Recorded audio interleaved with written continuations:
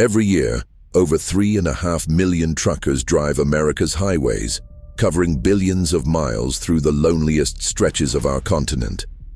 But according to Department of Transportation incident reports, nearly 2,000 drivers simply vanish without explanation, their rigs found empty, engines still running, logbooks ending mid-sentence. What you're about to hear are the true horror stories that actually happened to drivers who somehow made it back to tell their tales. Stories that will make you question everything you think you know about the roads we travel. Because sometimes, the highway doesn't just take you where you want to go. Sometimes it takes you where you belong. Danny Morrison had been hauling freight for 18 years, and he knew the unwritten rules of the road like gospel. Never pick up hitchhikers after midnight. Always check your mirrors at truck stops. And when the CB radio goes quiet on a busy interstate, something's wrong. It was 3:17 a.m. when the static cleared on Channel 19, cutting through the usual chatter of night drivers sharing coffee shop locations and speed trap warnings. The voice that emerged wasn't like the others. It carried a weight that made Danny's hands tighten on the steering wheel of his Peterbilt.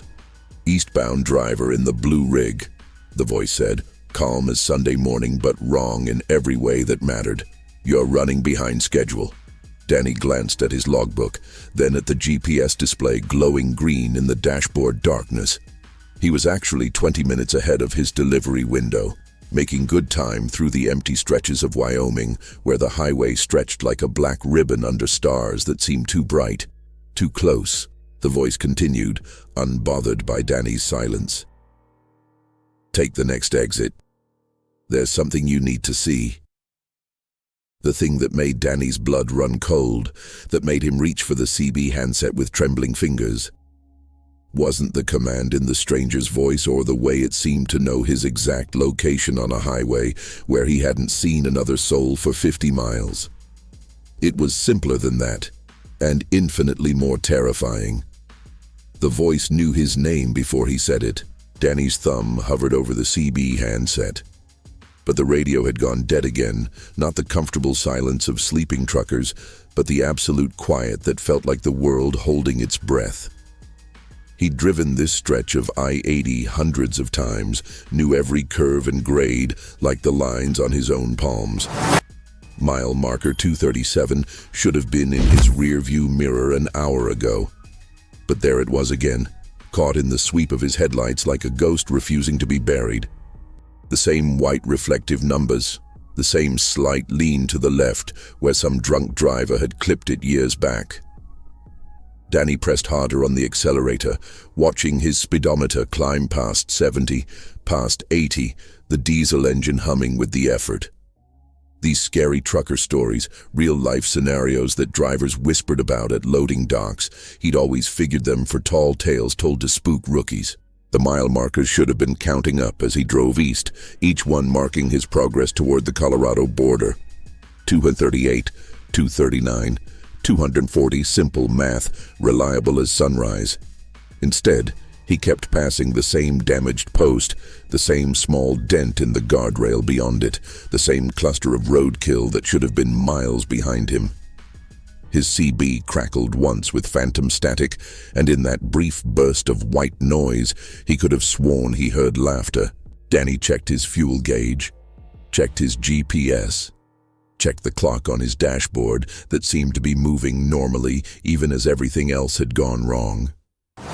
The landscape outside his windows never changed, the same rolling hills dotted with sagebrush, the same distant mountains painted black against a star-drunk sky. He'd been driving for what felt like hours through country that stretched on forever without getting anywhere at all. The odometer hadn't moved in 3 hours. Danny pulled his rig to the shoulder, hazard lights painting the asphalt in rhythmic amber pulses. He needed to think, needed to make sense of what was happening before his mind started playing tricks worse than his eyes already were. The engine ticked as it cooled, and somewhere in the distance, a coyote called out to the empty night like it was asking the same questions Danny couldn't answer. That's when he saw them in his side mirror, 2 headlights cresting the hill behind him. maybe half a mile back. Relief flooded through him like cold water. Another driver meant another witness, someone else who could confirm he wasn't losing his grip on reality. Danny climbed back into his cab and eased onto the highway, watching those lights grow larger in his mirrors as they closed the distance. But as the miles rolled by, or tried to roll by, since the markers kept insisting he was trapped at 237, those headlights maintained the exact same distance. When Danny slowed to 60, they slowed. When he pushed back up to 75, they matched his speed perfectly. Through every curve in the highway, horror stories that truckers shared, through every rise and dip in the endless Wyoming darkness, those lights stayed locked in position, like they were tethered to his trailer by invisible wire. Danny tried every trick he knew. He took his foot off the gas and let the rig coast down to 40 miles per hour, watching his mirrors for the following vehicle to close the gap or pass him entirely. The lights slowed with him, maintaining that same steady distance. He floored it until his speedometer hit 85, the engine roaring its protest. But those twin beams never wavered, never fell behind, never got any closer. The CB radio sparked to life with a single word: soon. They weren't headlights at all. Danny's hands were shaking as he pulled into the Elk Mountain rest area, a place he'd stopped at dozens of times before but which now felt foreign under the sickly yellow glow of sodium lights. The parking lot was empty except for his rig and the shadows that seemed to move when he wasn't looking directly at them. Behind him, those impossible lights had vanished the moment he turned off the highway, like they'd never existed at all. The restroom building squatted low and concrete against the Wyoming wind, its fluorescent lights buzzing through windows that reflected nothing but darkness.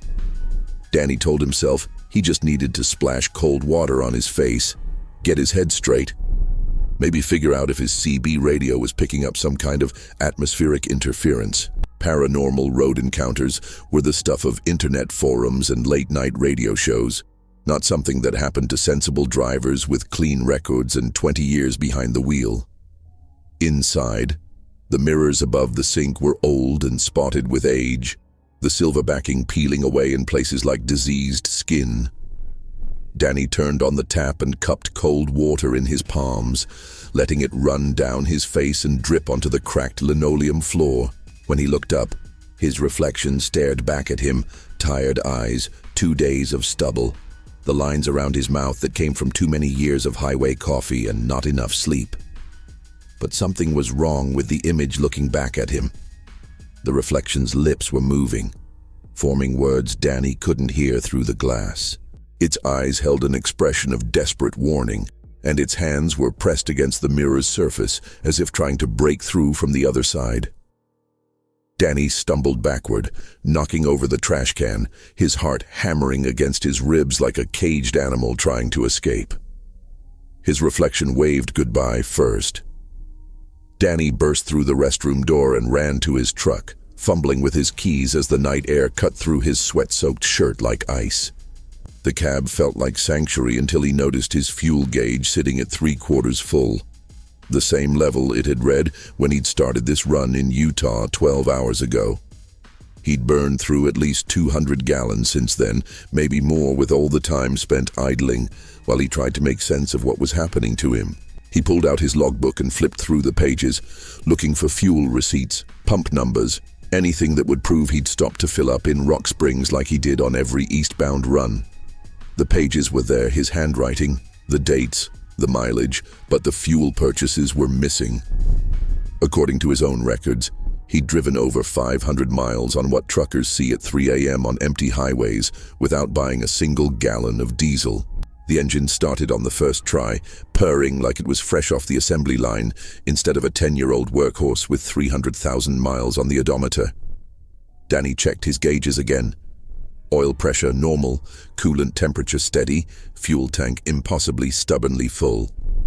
He'd been driving long enough to know that trucks didn't run on hope and fear, but somehow his rig was managing exactly that. Back on the highway, mile marker 237 greeted him like an old enemy. The same lean, the same chip in the reflective paint, the same stretch of guardrail that should have been burned into his memory by now. His CB radio crackled with phantom voices, conversations between drivers who might not exist, discussing routes that led nowhere, sharing warnings about things that couldn't be real. The receipt showed he'd never stopped. Danny grabbed his CB handset and switched to his company's private channel, the frequency reserved for drivers to check in with dispatch and report delays or emergencies. His hands were steadier now, but his voice cracked as he keyed the mic. "Central Dispatch, this is Unit 47, over." The response came immediately, crisp and professional through the speaker mounted above his head. "Unit 47, this is Dispatch. What's your 20? The voice belonged to Margaret, the night dispatcher who'd been routing drivers for longer than Danny had been on the road. Her calm efficiency had talked him through blizzards, breakdowns, and more close calls than he cared to remember. "I'm at mile marker 237 on I-80 eastbound," Danny said, the words tasting like lies, even though they were the only truth he had. "Something's wrong with my route. I keep passing the same markers, and my fuel gauge isn't moving. I need to know if there's been some kind of system error with my load assignment." The silence stretched long enough for Danny to wonder if his radio had failed entirely. When Margaret's voice came back, it carried a tone he'd never heard from her before, confusion mixed with something that might have been fear. "Unit 47, we show no record of any eastbound run assigned to your truck today. According to our system, you're supposed to be deadheading back to the Salt Lake terminal for maintenance." Danny's mouth went dry. He'd picked up the load himself in Ogden, had the bill of lading in his logbook, could still smell the chemical tang of the industrial paint he was hauling to a factory in Nebraska. These true horror stories that actually happened to other drivers were starting to feel like his own personal nightmare, except he couldn't wake up. Margaret, check again," he said, forcing his voice to stay level. "Load number 4472, 40,000 pounds of automotive paint, delivery scheduled for tomorrow morning in Grand Island. No record of driver exists in system." Danny killed the radio and sat in the sudden silence, staring at the darkness beyond his windshield. If dispatch had no record of his run, then what was he hauling in the 53-foot trailer behind him? He'd loaded it himself, watched the forklift operator secure the pallets of paint cans, signed the paperwork that should have existed in some computer system somewhere. The doubt crept in like poison, making him question everything he thought he knew about the last 24 hours. Danny climbed down from his cab and walked around to the rear of his trailer, where the DOT-required inspection lights cast weak pools of yellow on the asphalt. The trailer doors were sealed with the same security tags he'd checked in Utah, the numbers matching his paperwork exactly. But as he stood there in the Wyoming wind, something impossible drifted out from inside the trailer, a sound that made his skin crawl and his heart forget how to beat properly. It started low, like the whistle of air through a crack, then rose in pitch until it sounded almost human, almost like someone trapped inside 40,000 pounds of paint cans, trying to scream their way to freedom. Danny pressed his ear against the cold metal of the trailer doors, and the sound came again, clearer this time. Not one voice, but many, a chorus of scary trucker stories real life had never prepared him for. Men and women and maybe children, their cries muffled by layers of industrial packaging, but unmistakably, terrifyingly real. He jerked away from the trailer like it had burned him, stumbling backward until he hit the side of his cab. The screaming stopped all at once, replaced by a different sound scratching, like fingernails dragging across metal, like something with claws trying to dig its way out from the inside.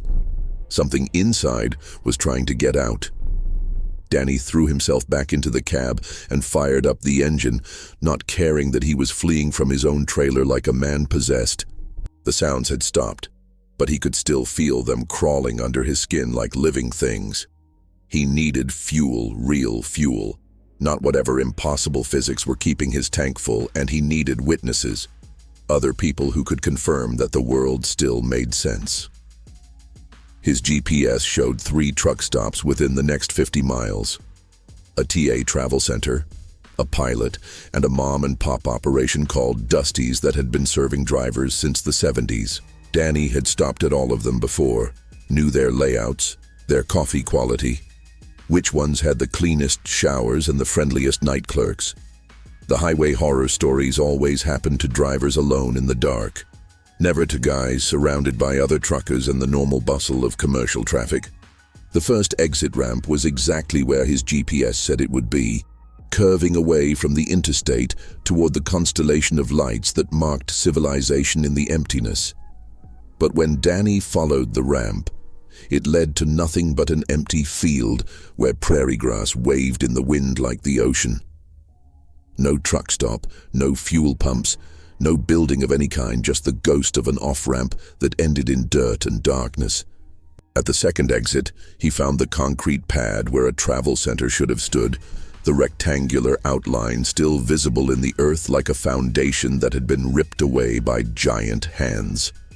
The fuel islands were gone, but their electrical connections still jutted from the ground like broken teeth. Danny knelt and pressed his palm against the concrete, feeling warmth that had no business being there hours after sunset. The pavement was still warm where they stood. The third exit led to Dusty's, and for a moment, Danny's heart lifted at the sight of familiar neon signs cutting through the night. The truck stop squatted beside the highway like it always had, its parking lot dotted with the running lights of idling rigs, real drivers, real trucks, real proof that the world hadn't gone completely insane while he wasn't looking.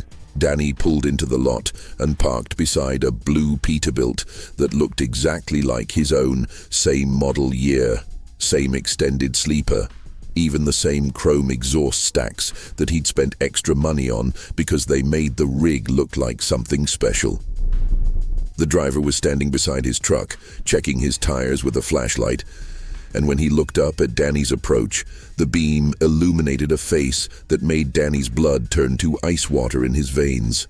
It was his own face looking back at him, down to the scar on his left cheek from a childhood accident, and the way his hair had started going gray at the temples. The other Danny smiled and nodded like this was the most natural thing in the world.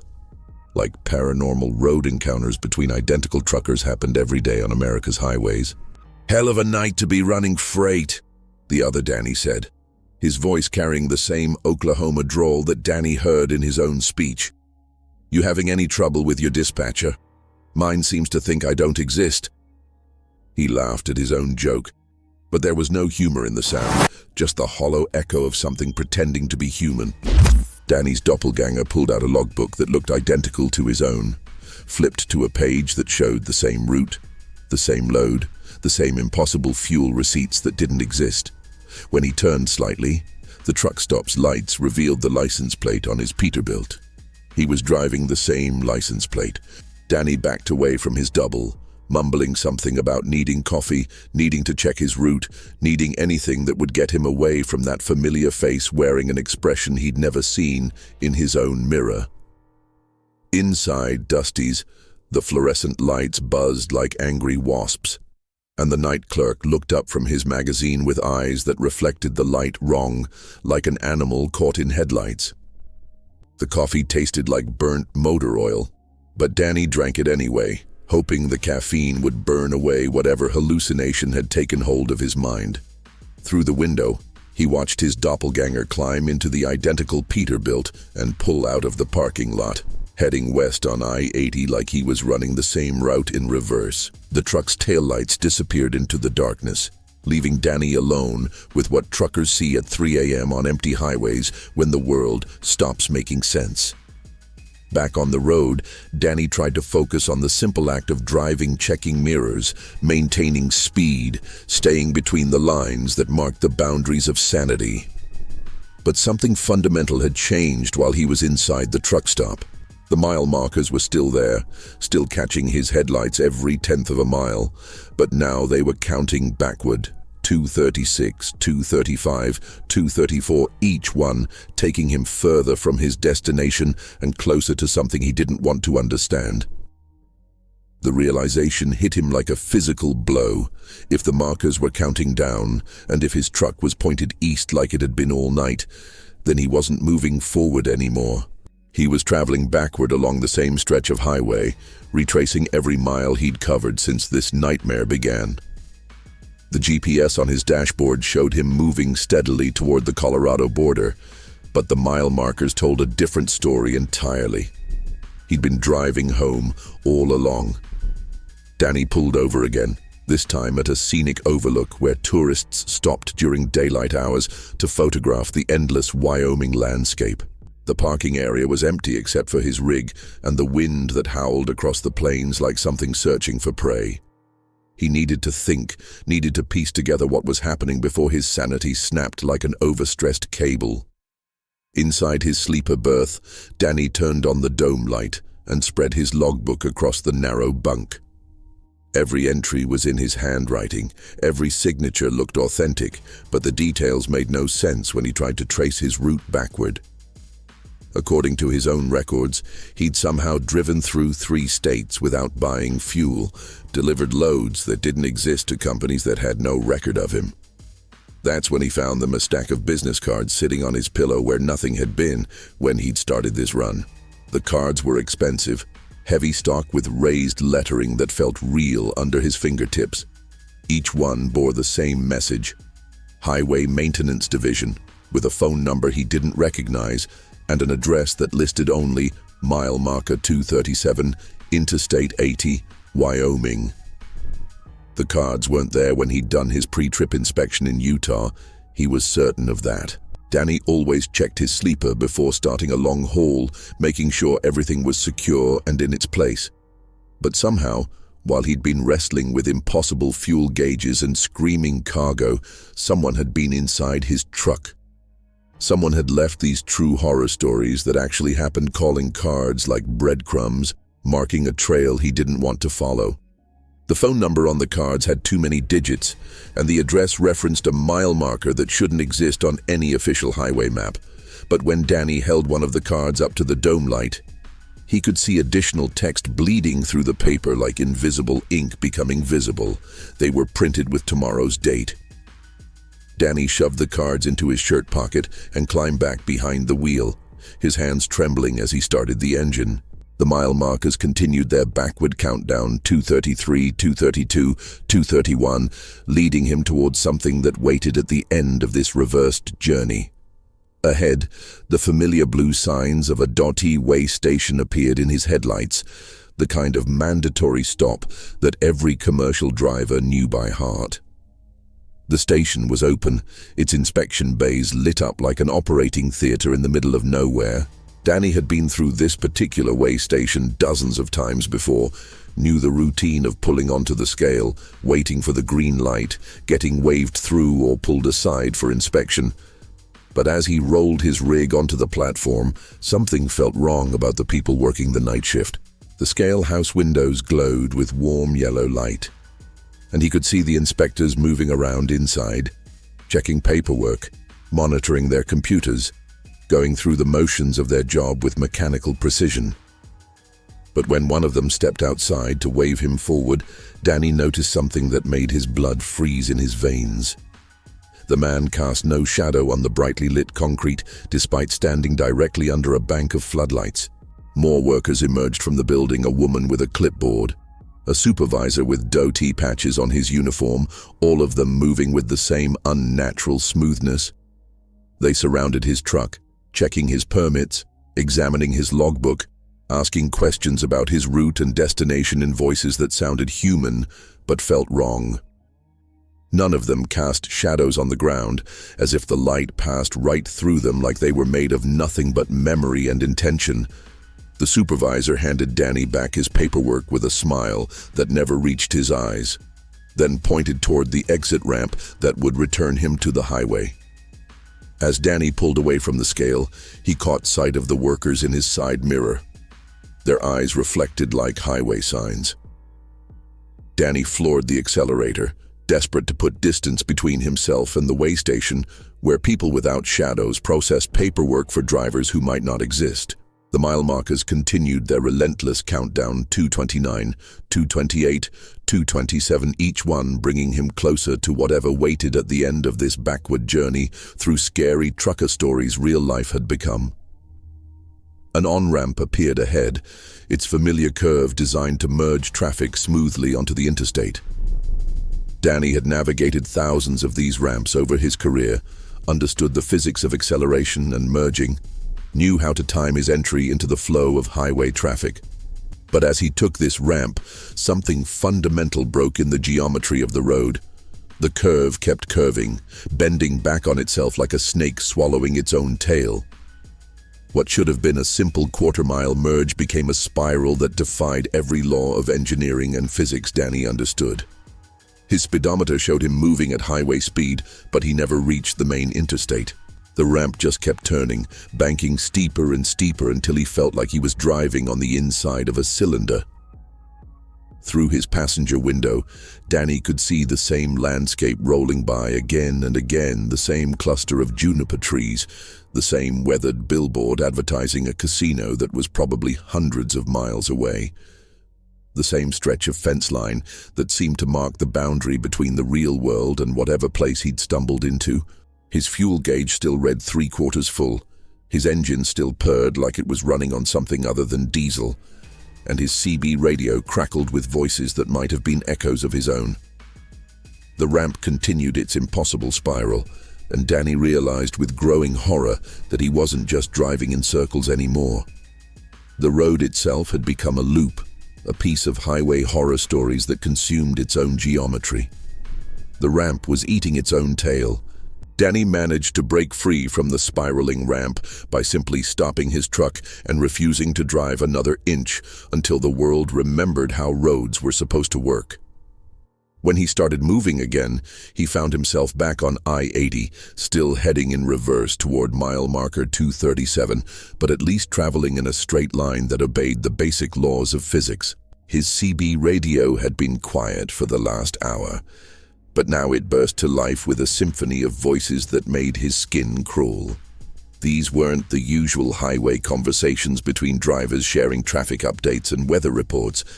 These were paranormal road encounters preserved in electronic amber. Fragments of final transmissions from truckers who'd found themselves in situations no driver should ever face. Eastbound Kenworth, you got your ears on?" The voice was distant, fuzzy with static, but the desperation bled through clear as blood. "I've been driving the same stretch for 6 hours, and my fuel ain't moving. Something's wrong with this highway." Danny recognized the cadence, the particular way the driver pronounced his words. It was his own voice from earlier in the night, somehow recorded and played back through the radio. More voices joined the chorus, each one telling a story that sounded familiar yet wrong. A woman driver swearing she'd seen her own truck in the oncoming lane. A team driver claiming his partner had vanished from the sleeper berth while they were moving down the highway. An owner-operator insisting that his GPS was showing roads that didn't exist, exits that led to towns no map had ever heard of. All the voices carried the same undercurrent of fear, the same growing realization that they'd driven beyond the edge of the world they knew into something that masqueraded as America's interstate system but followed different rules entirely. Danny keyed his mic to respond, to offer comfort or ask for help. But before he could speak, one voice cut through all the others. They were all warning him about something. The warning voice belonged to Danny himself, not the version of him sitting in the cab right now, but some other Danny from some other time, speaking words he'd never said, but somehow remembered. "Don't go to the coordinates," his own voice pleaded through the CB static. "Whatever you do, don't follow the invitation. It's not what you think it is." Danny's hands shook as he reached for his logbook, flipping through pages he'd written but couldn't recall writing, looking for coordinates he'd never seen but somehow knew would be there. He found them on the last page, written in his own careful handwriting beneath a note that made his blood run cold. "Final delivery, what truckers see at 3 a.m. on empty highways when the road calls them home." Below that, a set of GPS coordinates and a handwritten message that looked like an invitation to a party he'd never wanted to attend. You are cordially invited to attend the final gathering. Location: 41.827 degree N, 107.26 degree W. Time: when the mile markers reach 0. Dress code: bring only what you cannot leave behind. RSVP: not required, you've already accepted. The coordinates placed the location somewhere in the empty heart of Wyoming, miles from any mapped road or established truck route. Danny had driven through that area before, knew it as a stretch of desolate country where the wind carved strange shapes in the rocks, and the nearest town was 100 miles in any direction. It wasn't the kind of place where anyone held gatherings, final or otherwise. But as he stared at the invitation, Danny realized the handwriting wasn't just similar to his own, it was identical, down to the way he dotted his I's and crossed his T's. Every loop and curve matched his penmanship perfectly, as if he'd written the invitation to himself from somewhere outside of time and memory. The handwriting matched his own perfectly.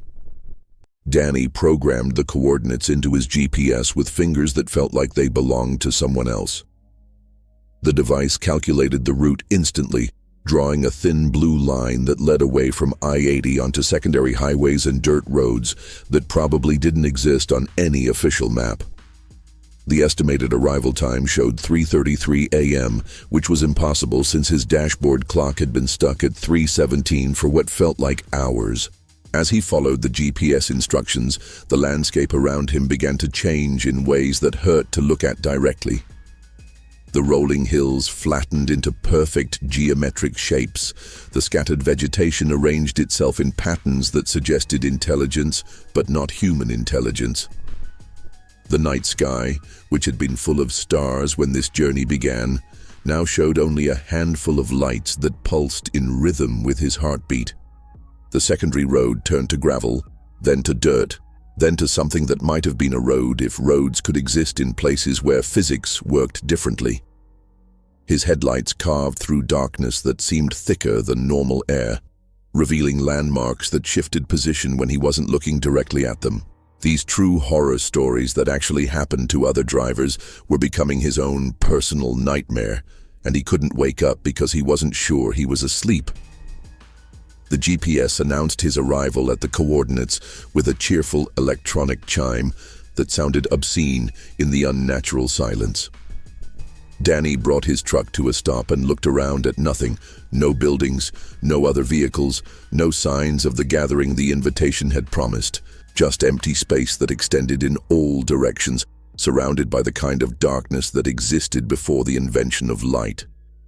But as he sat there in his idling truck, staring out at the void, Danny began to notice something that made his sanity crumble like old concrete. The space wasn't empty at all. It was full of absence, packed tight with the presence of things that weren't there. The stars stopped shining directly overhead. Danny killed his engine and stepped out of the cab, his boots finding purchase on ground that felt solid but looked like nothing at all. The silence was absolute, the kind of quiet that existed in the spaces between heartbeats, between thoughts, between the moment when something ended and something else began. But as his eyes adjusted to the impossible darkness, he began to see them. Trucks emerged from the void like ships materializing from fog, their running lights creating constellations in the starless space above the coordinates. Dozens of rigs, maybe hundreds, all converging on this point that existed nowhere on any map. Peterbilts and Kenworths, Freightliners and Volvos, each one carrying a driver who'd followed their own invitation to this final gathering in the heart of scary trucker stories real life had become. The other drivers climbed down from their cabs with movements that looked human but felt wrong, like marionettes operated by someone who'd studied human motion but never quite mastered it. They walked toward a central point that Danny couldn't see but somehow knew was there, their faces turning toward him as they passed. Each face was familiar because each face was his own, worn by men who'd made the same choices, driven the same routes, received the same impossible invitation. Danny joined the procession, moving with the others toward whatever waited at the center of this gathering. The ground beneath his feet felt like pavement, but looked like empty space, and the air around him carried the scent of diesel exhaust and something else, something that smelled like the last breath of dying stars. The CB radios in all the trucks crackled with a single transmission, broadcast on every channel simultaneously. "Welcome to the end of the line," the voice said, and Danny recognized it as his own voice speaking words he'd never said. "Welcome to where all roads lead." Every driver wore his face. The procession stopped at the center of the void, where reality folded in on itself like origami made from space and time. Danny found himself standing in a circle with dozens of versions of himself, each one wearing the same expression of dawning horror as the truth began to crystallize in their shared consciousness. This wasn't a gathering of different drivers, it was a gathering of the same driver, pulled from different moments, different choices, different outcomes of the same impossible night. In the center of the circle lay a crumpled Peterbilt, its blue paint job scraped and torn, its cab crushed like a tin can stepped on by giants. Steam rose from the wreckage, and through the spider-webbed windshield, Danny could see a figure slumped over the steering wheel. The figure wore his clothes, had his face, bore the same scar on his left cheek from a childhood accident that seemed like a lifetime ago. One of the other Dannys stepped forward and pulled a piece of paper from his pocket, a Wyoming State Police accident report dated 3 months ago. The details were all there in black and white: single vehicle accident, mile marker 237 on I-80 eastbound, driver fatigue suspected, no survivors. The investigating officer's signature was illegible, but Danny's own signature appeared at the bottom of the report, written in the same careful handwriting that had penned the invitation. "Highway horror stories always end the same way," another Danny said, his voice carrying the weight of terrible understanding. "The driver thinks he's hauling freight, thinks he's got somewhere to be, thinks he's still alive, but the road knows better. The road always knows." Danny looked down at his hands and saw through them to the ground below. He tried to remember the last time he'd eaten, the last time he'd felt truly warm, the last time anything had seemed completely real. The memories were there, but they felt like stories someone had told him about someone else's life. The crash report had his signature. The truth settled into Danny's consciousness like ice water filling his lungs. He was dead. Had been dead for 3 months, killed in a crash at mile marker 237 when fatigue and loneliness finally claimed their due. Everything since then, the impossible fuel gauge, the screaming cargo, the way station workers without shadows, had been his mind's desperate attempt to avoid accepting what the highway had already decided. "This is where drivers come when they can't let go," one of his doppelgangers explained, gesturing at the circle of trucks that surrounded them like wagons defending against an invisible enemy. "When they love the road more than they love being alive, when they'd rather drive forever than face whatever comes after the last mile." The other Dannys nodded in unison, a chorus of the same man trapped in the same realization. Danny understood now why the paranormal road encounters had felt so familiar. Why every impossible event had seemed like something he'd experienced before. He had experienced them before, would experience them again, was experiencing them right now in an endless loop that stretched across time like a highway with no beginning and no end.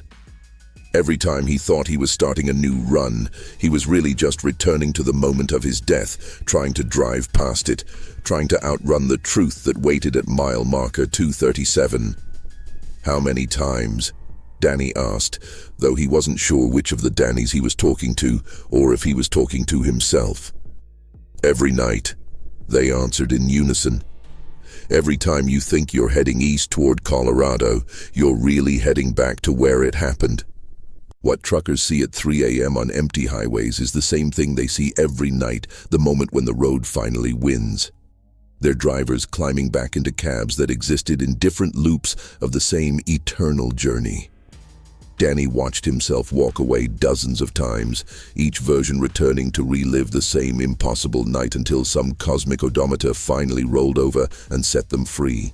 Every route leads back to that moment.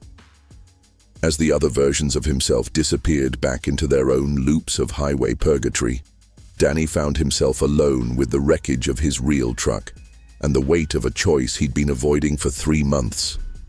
The void around him began to shift, revealing 2 roads that stretched away from the crash site in opposite directions, both impossibly real in this place where reality bent to accommodate the desires of the dead.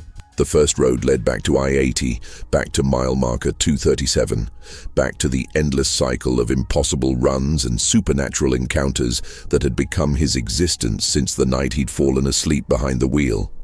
It was the comfortable hell of familiar routine, the safety of never having to face whatever lay beyond the highway. He could drive that road forever, trapped but never truly lost, haunted but never truly alone. The second road was different, narrower, unpaved, leading toward a horizon that blazed with light too bright to look at directly. Danny couldn't see what waited at the end of that road, but he could feel the pull of it in his bones, the promise of rest that came after the final delivery. This was the road what truckers see at 3 a.m. on empty highways when they finally accept that some journeys have to end. But as Danny stood between the 2 choices, trying to decide between eternal repetition and the unknown, a third option revealed itself. On both roads, figures were waiting: his wife Sarah, his daughter Emma, his brother Mike, who died 5 years ago in a construction accident. They stood on both paths, arms outstretched, calling his name with voices that sounded like home. "The choice isn't about which road to take," a familiar voice said behind him. Danny turned to see himself one more time, but this version was different, cleaner, more solid, wearing the expression of a man who'd made his peace with the truth. "The choice is about whether you're ready to stop driving."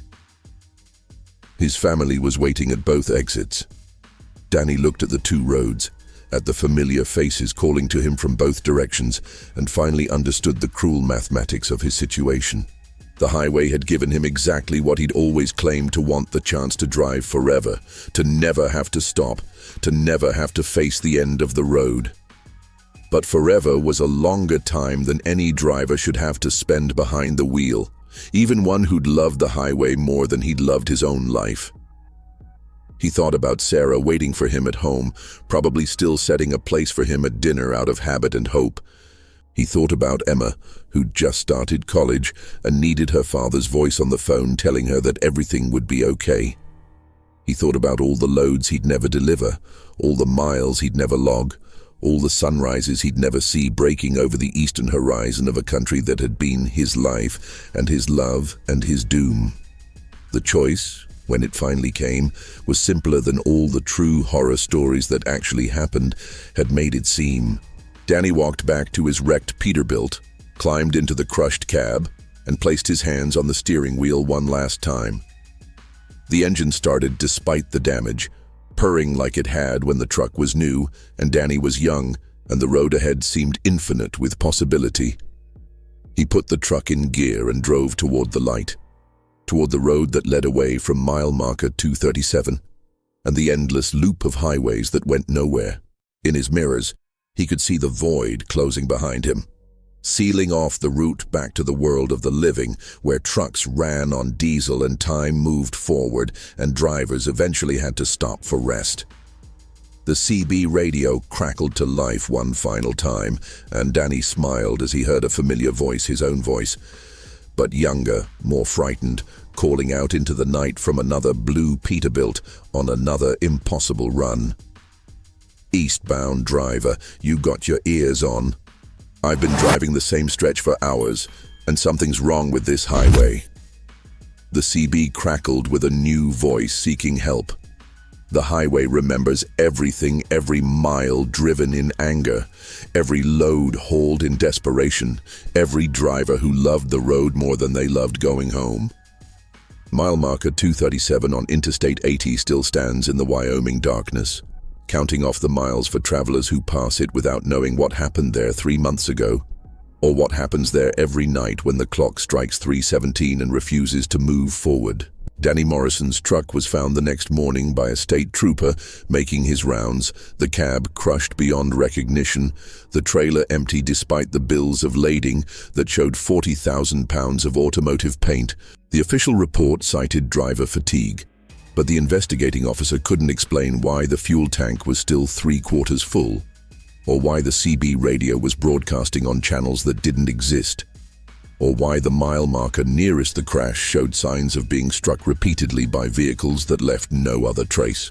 They say if you're driving I-80 through Wyoming in the small hours of the morning, when your fuel gauge starts acting strange and your CB picks up voices that sound like echoes of your own, you should pull over and wait for sunrise. Don't answer the radio calls. Don't follow the GPS when it shows routes that lead to nowhere. And whatever you do, don't accept any invitations written in your own handwriting. Because some roads don't take you where you want to go, they take you where you belong. And once the highway decides you're home, the only choice left is whether you'll keep driving in circles forever, or finally have the courage to reach your final destination. The next time you pass mile marker 237, remember Danny Morrison and all the drivers who found their last mile on that stretch of asphalt. And if you hear a voice on Channel 19 asking for help, asking if anyone's got their ears on, maybe slow down long enough to answer. Even the dead deserve to know they're not driving alone.